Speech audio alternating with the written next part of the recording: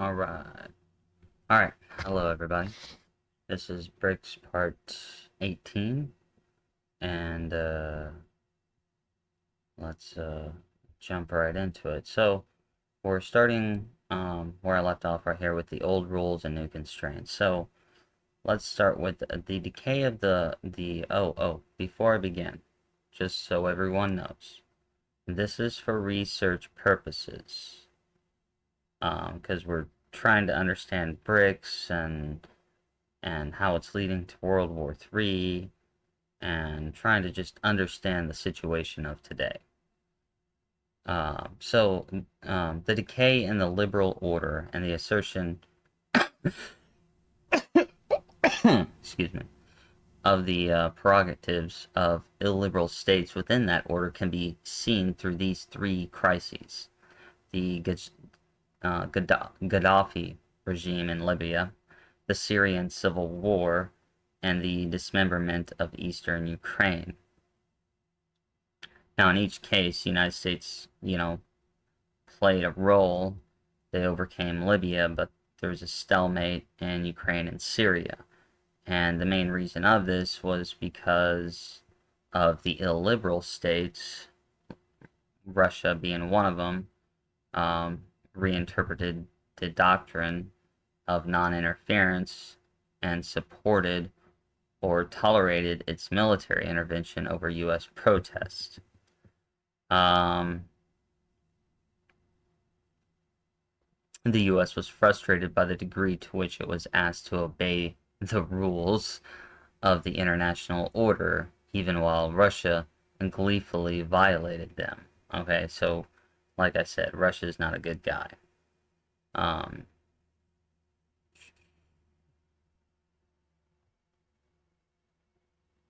Okay, so in all three cases, the degree of which rising states have drifted away from two key liberal principles: that the social contract between ruler and ruled is dispositive for the privileges that the governments enjoy, and that the systematic abuse of a population by a government can be a reason to intervene, is evident. Okay, so now it's going to talk about what happened in Libya. Hold on, I'm going to read a little bit.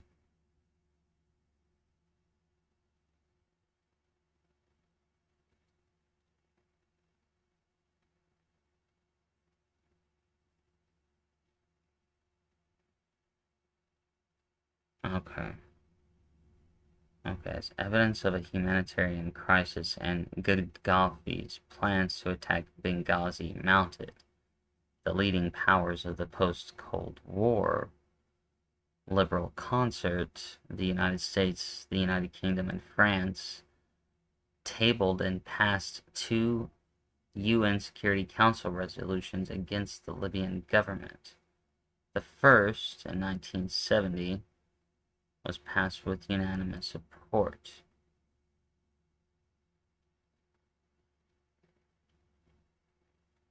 Okay.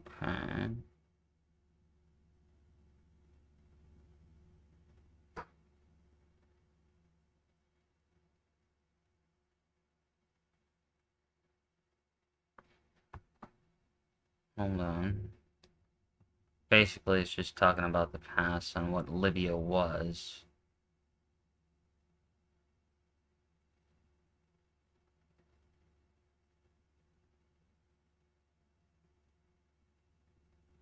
Okay, so Putin was attacking the no-fly zone right here.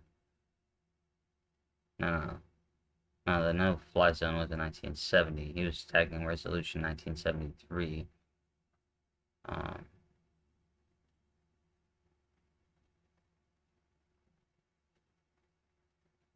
Because it allows everything. It resembles medieval calls for the Crusades. Did I not tell you that this was kind of like feeling like the new Crusades?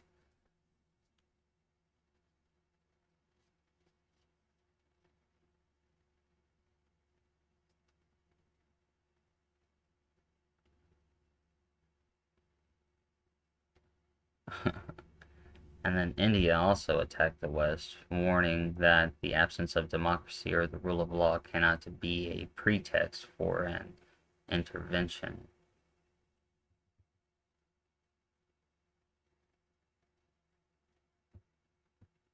That the responsibility to protect cannot turn out to be a tool legitimizing big power intervention on the pretext of protecting populations from the violations of human rights and humanitarian law.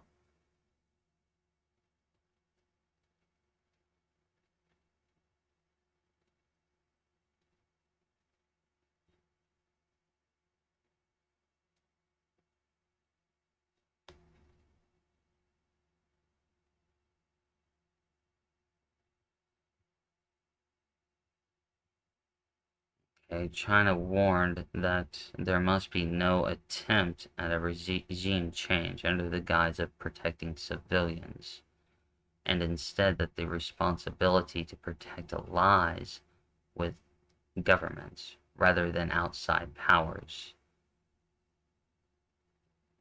Now, after this, Brazil also voiced concerns that humanitarian interventions would be used by the powerful for regime change, offering its own reinterpretation of the responsibility to protect as a way of reducing the freedom of the action enjoyed by the U.S. and its allies.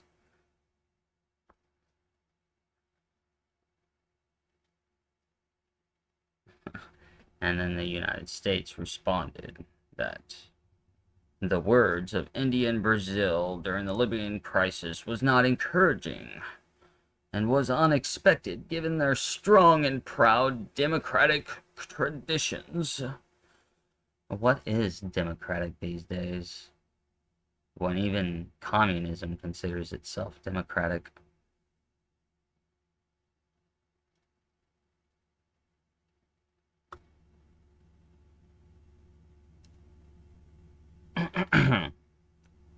Okay, Russia and China vetoed the U.S. and its Syrian order. Okay.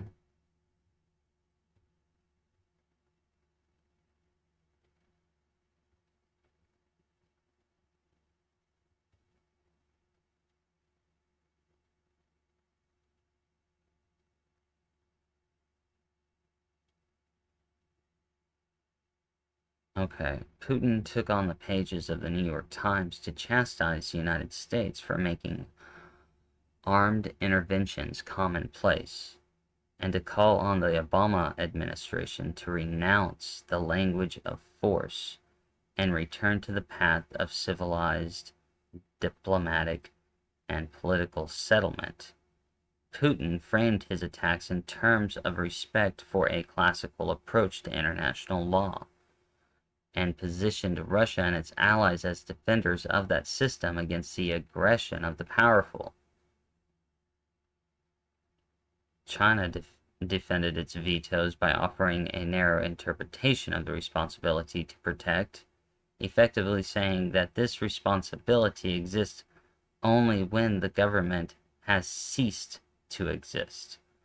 Along these lines, China insisted that no sanctions or intervention in Syria would be permissible while the Assad government remained nominally in place.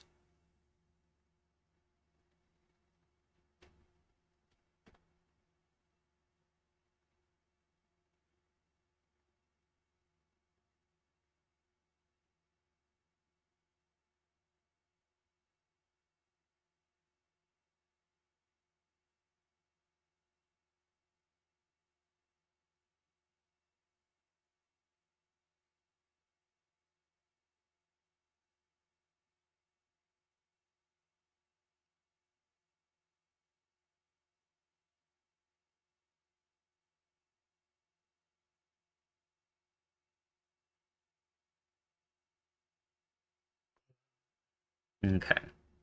So this right here is a sign that the United States is losing control over world politics, and that there's a new coalition developing. Especially, you see the first three that they list here: Russia, China, and Iran. Um, There are no good guys right now. Just letting you know. They're all bad guys. They're actually all on the same side. They're doing this on purpose. This is the plan.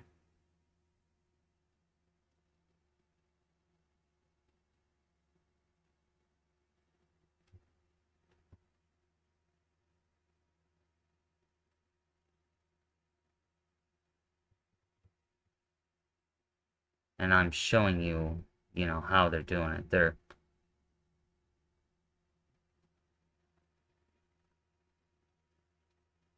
how, in other words, this is the whole manipulation to separate the world and start a war. And that's what they're doing.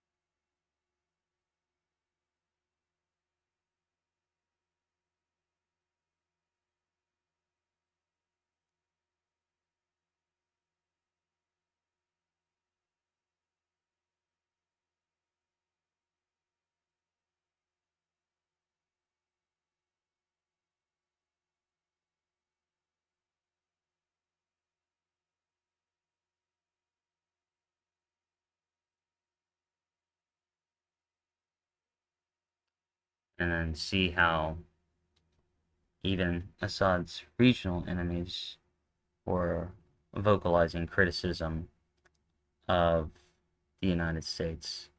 So basically, the United States forcing itself to be the world police makes us look like the really, really bad guys. And it's making China and Russia look like the good guys.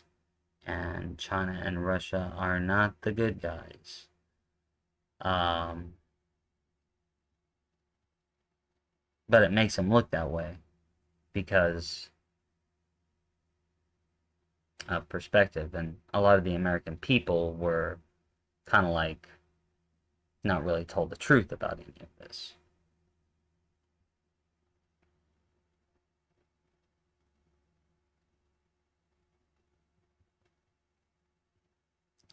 And that's Ukraine's just another example of what's going on.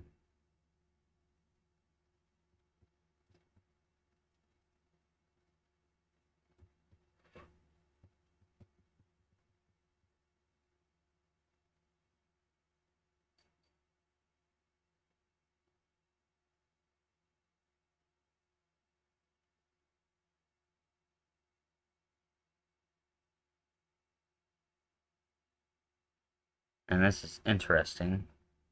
What is most striking about the Ukraine crisis is that Russia's clear-cut seizure of territory, an instance of modern-day imperialism that should have triggered alarm among the neo-Westphalian states everywhere as an obvious violation of a country's sovereignty, did not shift the balance of global opinion towards the United States.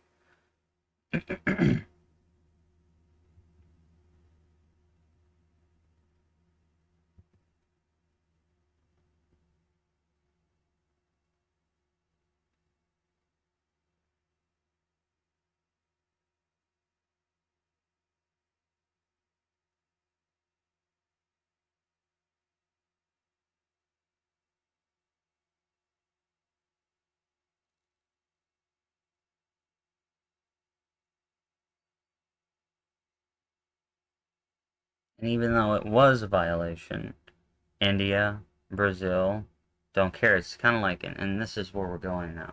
It's kind of like if the United States does something, it's bad. But if Russia and China do something, it's okay. So the Brics powers, and this is where I'm going along how everything's divided between the United States and Brics, is that the Brics powers issued a veiled attack upon the United States, declaring that the custodianship of the G20 belongs to all member states equally, and no one member state can unilaterally determine its nature and character. Several regional powers, such as Iran, have also refused to criticize Russia, while Turkey initially pressed ahead with energy deals despite token objections to Russian policy in the Ukraine. Notably, very few South American, African, or Middle Eastern governments backed sanctions against Russia, although the Minsk agreement have produced a tense ceasefire. Ukraine remains destabilized. Meanwhile, Russia has faced no meaningful consequences for dismembering the country. Okay, hold on. How long have I been speaking? 15 minutes? I kind of felt like that was maybe a little bit boring, but okay. So, to put it in perspective, how much more do we have to go here? Normally that kind of cues an end scenario. Okay, I'm gonna finish this out. Okay, so to put it in perspective, the BRICS countries only want to enforce policy against the United States. They don't want to enforce it against themselves. Okay, so it's if the United States does something illegal, they're gonna jump all over it. But if they themselves do something illegal, they're gonna let it slide because it's their time, apparently. So the emergence of an illiberal order is not a development to which the United States can respond with a business-as-usual approach. For the last 2 decades, the preponderance of powers held by the United States has allowed it to construct and exploit a liberal order which has operated largely according to its interests. The gradual diffusion of power to other states means that they are increasingly able to join forces on a case-by-case basis to pursue their own interest and, if necessary, thwart the United States. This is less balancing. It is classical 19th century form than ruthless politico-economic opportunism.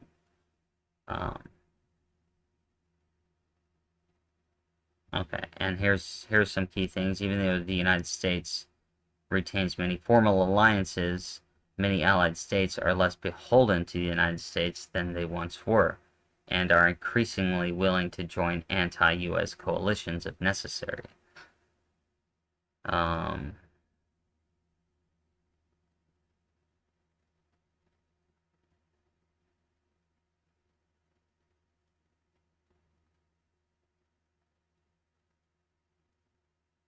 The United States needs to rethink its approach to preserving its power and influence.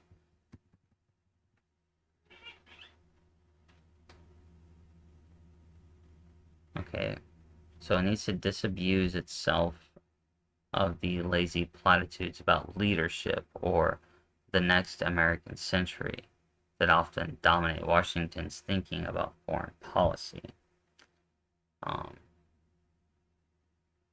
The United States will be locked in an intense geopolitical competition with China and Russia.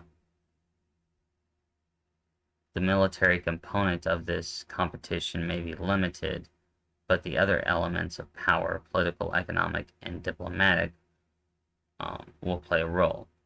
Rather than assuming that U.S. rivals will collapse due to economic weakness or be tamed by the liberal order, Washington is better off preparing for a long-term economic and political knife fight with these states, and we're seeing that today.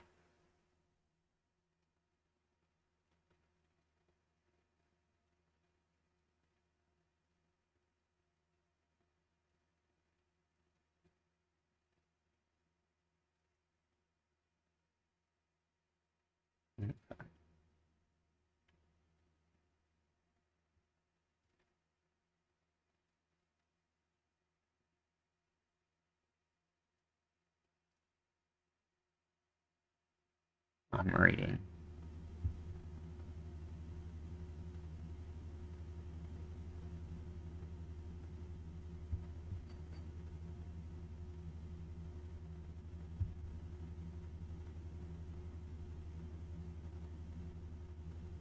Yeah, the United States needs to move away from just shooting first and asking questions later. They shouldn't have ever followed that, and I guarantee you that Obama did that on purpose to cause this whole disruption. That's something that they didn't write in here.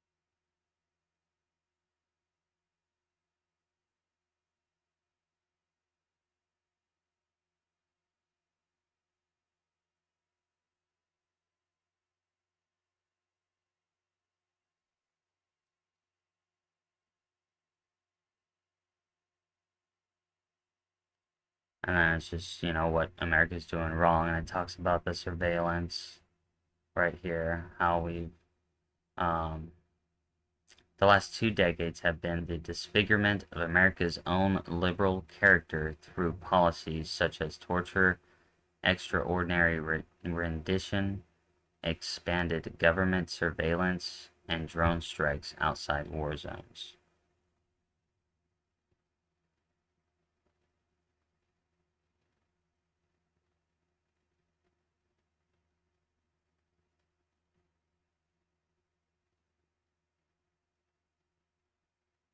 So yeah, no, I agree that America is doing shit wrong.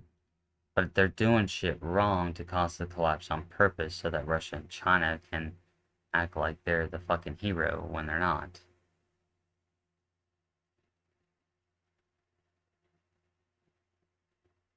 And that's basically what it's going to be. World War III. And you're seeing it all set up. It's kind of why I came out and, kind of showing you all this is how World War III is being set up. Okay, well, that's it for today. Um, I will see you next week with another Brics video. Other than that, I hope you all have a good one. And um, peace out. Just remember, have a good day. Just focus on having a good day. Alright, peace out.